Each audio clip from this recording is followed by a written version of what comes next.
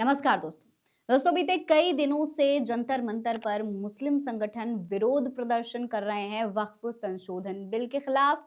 लेकिन अब ये जो प्रदर्शन है, ये जो विरोध है, वो एक दूसरे लेवल पर पहुंच चुका है। इस विरोध को अब राजनीतिक तौर पर और ज्यादा मजबूत किया जा रहा है। आपको बता दूं कि प्रमुख मुस्लिम संगठन है जमीयत उलेमाए हिंद। इसने एक बहुत बड़ा फैसला लिया है। फैसला ये लिया गया है कि अब जो नेता इस संशोधन बिल का समर्थन कर रहे हैं, वक्फ संशोधन बिल का समर्थन कर रहे हैं, अब उनका भी विरोध किया जाएगा, उन पर भी एक्शन लिया जाएगा, उनके खिलाफ भी मुस्लिम संगठन खड़े होंगे, जिससे कि ये जो कानून है, जो ये संशोधन किया जा रहा है वक्फ बिल में, उसको रोका जा सके, उसका खुलकर सरकार पर प्रभाव डाला जा सके। इसका फैसला अब सरकार को करना होगा। ये सरकार पर छोड़ दिया गया है कि वो आगे क्या कुछ करती है। लेकिन फिलहाल जो है मुस्लिम संगठन पूरे मूड में है कि अब सरकार को प्रभावित करने के लिए सरकार की दो जो बैसाखियां हैं, जो सबसे प्रमुख बैसाखियां जिन पर ये भारतीय जनता पार्टी की सरकार टिकी हुई है, उसको डगमगा दिया जाएगा। दो बैसाखी कौन? एक है चंद्रबाबू नायडू और दूसरे हैं नीतीश कुमार। सभी जानते हैं कि भारतीय जनता पार्टी ने इस बार के लोकसभा चुनाव में बिना बहुमत के सरकार बनाई है और इस बहुमत को हासिल करने के लिए, यानी कि सरकार बनाने के लिए, उन्हें दो बैसाखियों का सहारा लेना पड़ा, नीतीश और नायडू का सहारा लेना पड़ा। इनके सहारे ही ये भारतीय जनता पार्टी की, यानी कि एनडीए की गठबंधन सरकार भारत में टिकी हुई है। अब दोस्तों इसी बैसाखी पर मुस्लिम संगठन वार करने वाले हैं। मुस्लिम संगठनों ने ठान लिया है कि नीतीश और नायडू का विरोध किया जाएगा। उनकी तमाम इफ्तार पार्टियां, आप सभी जानते हैं कि चाहे नीतीश कुमार हो, चाहे चंद्रबाबू नायडू, भले ही वो भारतीय जनता पार्टी के साथ हों, लेकिन अपना जो मुस्लिम वोट बैंक है उसे मजबूत करने के लिए हमेशा इफ्तार पार्टियां करवाते रहते हैं या इफ्तार पार्टियों में शामिल होते रहते हैं।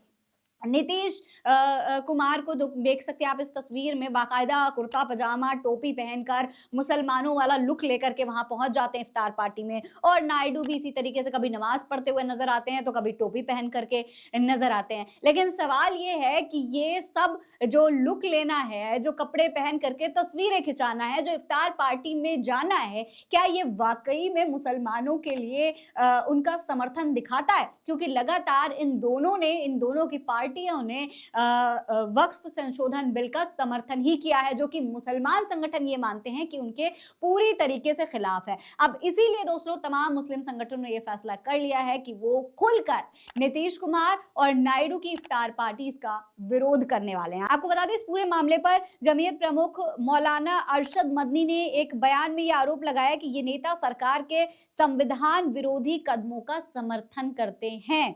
यानी कि भारत सरकार, भारतीय जनता पार्टी की सरकार जितने भी संविधान विरोधी फैसले करती है उसमें नीतीश और नायडू का पूरा समर्थन होता है। इस पर क्या दावा किया है उन्होंने, जरा देखिए। लिखा है, देश में इस समय जिस तरीके के हालात हैं, खासकर अल्पसंख्यकों, विशेष रूप से मुसलमानों के साथ जो अन्याय और अत्याचार किया जा रहा है वो किसी से छुपा नहीं है।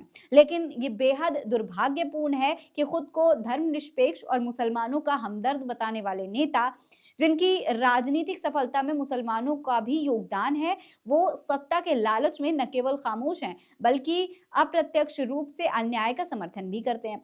अब दोस्तों साफ तौर पर सीधा मतलब यहाँ पर ये कि इनके वोट बैंक में एक बहुत बड़ा जो रोल है वो मुसलमानों का भी है। मुस्लिम वोट बैंक इनका बहुत बड़ा है। जब मुसलमानों से वोट लेना होता है तो ये वहाँ बाकायदा उनके साथ बैठकर इफ्तार भी करते हैं और उनकी बातों पर हामी भी भरते हैं। लेकिन जब न्याय की बात आती है, मुसलमान अपने न्याय की बात करते हैं, तो ये दोनों संगठन भारतीय जनता पार्टी का खुलकर समर्थन करते हुए नजर आते हैं। दोनों नेता एक बार भी संविधान विरोधी जो फैसले होते हैं उनका विरोध नहीं करते हैं, ये बात यहाँ पर कह रहे हैं। इसके अलावा मदनी ने आरोप लगाया कि नीतीश कुमार, चंद्रबाबू नायडू और चिराग पासवान जैसे नेता सत्ता की खातिर न केवल मुसलमानों के खिलाफ हो रहे अन्याय को नजरअंदाज कर रहे हैं बल्कि देश के संविधान और लोकतांत्रिक मूल्यों को भी पूरी तरीके से नजरअंदाज कर दिया गया है। उन्होंने आगे एक और बहुत बड़ी बात कही है। उन्होंने कहा है कि वक्फ संशोधन विधेयक पर इन नेताओं का रवैया इनके दोहरे चरित्र को उजागर करता है।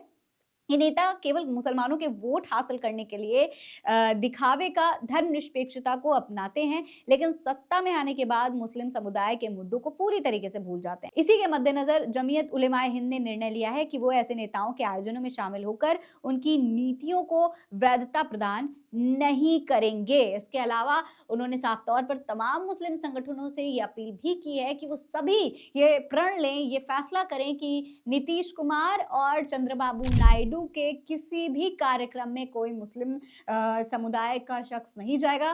खास तौर पर इस वक्त रमजान का महीना चल रहा है और रमजान के महीना में तमाम राजनीतिक दल इफ्तार पार्टियां करवाते रहते हैं, आयोजन करते हैं, लोगों को बुलाते हैं। तो साफ तौर पर अगर इन संगठनों के, इन नेताओं के जरिए कोई भी ऐसा आयोजन होता है तो कोई भी मुस्लिम संगठन उसमें ना जाए, उसका साफ तौर पर विरोध करे, जिससे सरकार पर इसका एक मजबूत असर पड़ सके। सरकार ये सोचने पर मजबूर हो जाए कि उनकी जो 2 बैसाखियां हैं, अगर वो हिल गई तो सरकार भी हिल सकती है। आपको क्या लगता है? अपनी राय कमेंट सेक्शन में लिखकर बताएं। ये खबर आप एमएफ न्यूज़ पर देख रहे हैं। नमस्कार।